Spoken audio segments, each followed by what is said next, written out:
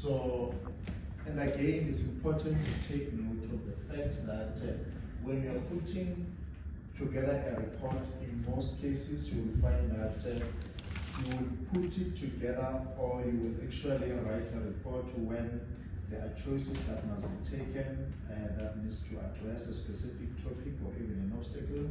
So you need to know how to create an effective report so that you will be able to stand out in the workplace, or maybe to put together a report that stands out, as far as your audience is concerned.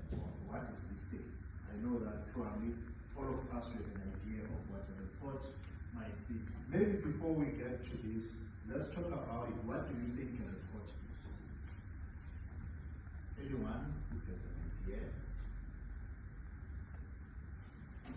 Is that a hint? Yeah, it's fine. Okay, you can go ahead. Depending on the purpose and the, I don't want to be like a movie of or the situation. Yes. On the kinds or status of that. Maybe let me do an example of the report is in our industry. Yes. It's an update to the next partner. Yes. Or the client of the situation happening in the industry. Yes. Okay. Then stands for that.